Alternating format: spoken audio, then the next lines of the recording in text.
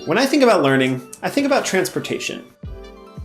Hear me out for a second. Learning in a traditional classroom is a lot like riding a train. There's a single track on which the train moves, stopping at various points along the way until finally reaching its terminus. Trains are efficient at moving a lot of people at once from point A to point B to point C, but what if I needed to get to my destination faster than the train can take me? If there weren't other options available, I'm kind of stuck. The same sort of thinking can be applied to the learning journey. In many classrooms, there is a singular path by which students progress towards mastering a learning objective. If I'm a student that might need some extra time to troubleshoot, or I'm ready to move on to new content before the rest of the class is ready, there might not be an option for me. But what if there was a different way? What if instead of thinking about learning like a train ride, we provided multiple means of transportation for students to learn? What if classrooms were dynamic ecosystems of a variety of means for learners to progress along their respective learning journeys? Hi, I'm Drew. Welcome to our personalized learning series on our channel. In this video, we're going to go into the details of the next part of the Core 4, flexible path and pace. If you want to learn more in the coming weeks about the other components of the Core 4, be sure to subscribe and hit that bell so you're notified when the next video is up. The main principle of flexible path and pace is that students are provided flexible learning pathways at different paces.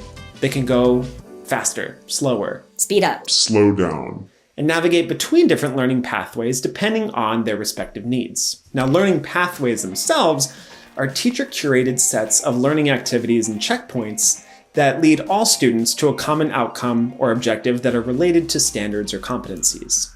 If we create differentiated pathways for students, we can truly honor the unique needs, talents, and strengths of each student and help them feel supported as they progress through their learning. So, how do you create a flexible learning pathway? Well, it starts with effective collection and utilization of data to inform where students' pathways will begin. This could look like formal summative assessments, an exit ticket, checks for understanding, or even an empathy building activity. These data collection techniques are truly meant to inform the structure of the pathway to meet a student where they are. When you design your first learning pathways, first tip for you is to start small. For example, you can design just 2 pathways for students to navigate between. Each pathway might just have 1 to 3 activities.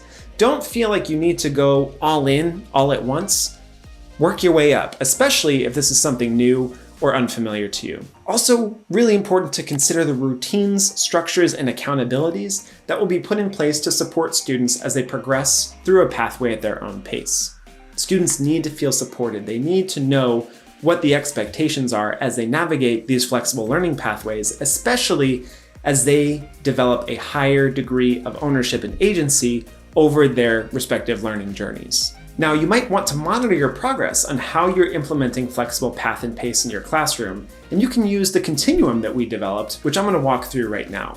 At the emerging phase, you as the educator are providing just one opportunity for flexibility in either path or pace for students to progress through their learning. At the developing phase, you're providing 2 or more than 1 opportunity for flexibility in path or pace. So that could be different pathways for students depending on what their needs might be. That might be the freedom and flexibility to navigate along that pathway at a student's desired pace. But in these first 2 phases of the continuum, you as the teacher, as the educator, are really making the decisions around what those pathways are going to be and how students should navigate through them. Now, if you're supporting students to choose the path and pace that best meets their learning needs, you're at the advancing phase. Here, you'll notice that we're starting to get closer to that higher degree of student ownership and agency over their learning. Now, you'll really see that degree of student agency and ownership come to play at the sustaining stage, where you'll notice the language has changed in the continuum.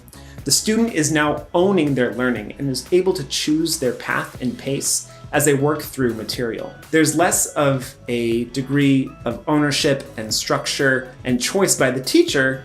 Now we're really shifting the focus over to the student and enabling them to make their own decisions. Now, does this happen right away? No. This takes time.